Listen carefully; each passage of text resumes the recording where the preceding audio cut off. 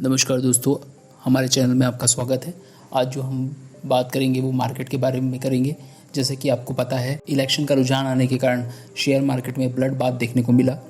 आज मार्केट में चौतरफा बिकवाली देखने को मिली। मार्केट में हाहाकार मच गया और जो लोकसभा चुनाव के नतीजे आए वह बाजार के अनुमान के बिल्कुल भी मुताबिक नहीं आए।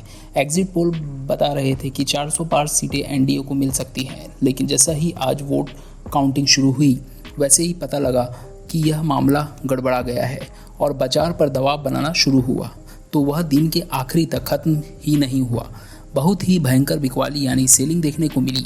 ऐसी स्थिति में आई बीजेपी को बहुमत नहीं मिला। इसी वजह से आई क्योंकि बीजेपी को बहुमत नहीं मिला और इसी कारण कंडीशन यह बन गई कि सेलिंग ही सेलिंग यानी बिकवाली देखने को मिली। इसी डर से बाजार ने गोता लगा दिया, लॉस का गोता, बियरिश हो गया। बिकवाली यानी कि सेलिंग ऑफ शेयर आज के सत्र में 4 साल में सबसे बड़ी बिकवाली नीचे स्तर पर हुआ।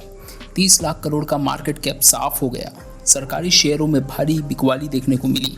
जो सरकारी इंडेक्स है पीएससी इंडेक्स, उसमें 16 पर की गिरावट आई और बैंक का इंडेक्स 15 पर लुढ़क गया। जहां जहां गवर्नमेंट ठप्पा लगा हुआ था उन कंपनी में बहुत जबरदस्त बिकवाली आज के सत्र में आई है। अडानी ग्रुप समूह में स्टॉक तो औंधे मुंह ही गिर गया है। अडानी का मार्केट कैप 3 लाख करोड़ साफ हो गया। मार्केट में चारों तरफ ब्लड बाथ देखने को मिला। अडानी ग्रुप के एफएमसीजी को छोड़ के बाकी किसी भी सेक्टर में हमने आज के सत्र में खरीदारी नहीं देखी है। चौतरफा बिकवाली कहेंगे।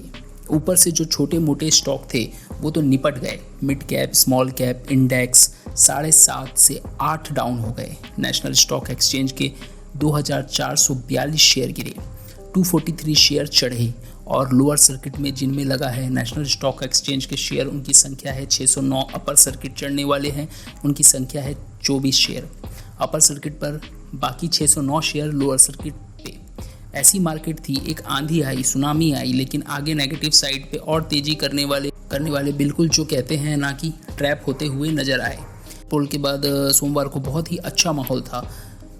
मार्केट रिकॉर्ड स्तरों पर काम कर रहे थे, लेकिन आज मंदी करने वाले बाजार पर हावी हो गए। 2319 लेवल पे ओपन हुए, यही लगा दिया आज के दिन के हाई और उसके बाद जो लुढ़कना शुरू हुआ फिर रुके नहीं। तो आज दिन खत्म हो गया। यह अच्छा है। निवेशक बहुत परेशान थे, किसी को एक्सेप्शन नहीं थी कि बाजार में ऐसा हाहाकार होगा। इसलिए सोमवार को जोरदार हाई देखने को मिला था, पर बीजेपी एनडीए को बहुमत ना मिलता देख मार्केट में घबराहट देखने को मिली और इसी कारण कोरोना टाइम से भी मार्केट गिरा कंपैरेटिवली। अडानी पोर्ट में भारी गिरावट, डबल डिजिट नेगेटिव, सरकारी बैंक की पिटाई हो गई। एफएमसीजी में अच्छी खरीदारी। बाजार में बड़ा ब्रेकडाउन, झटके से तोड़े अहम लेवल। निफ्टी बैंक अपने 50 से 100 दिनों के एवरेज के नीचे लुढ़के।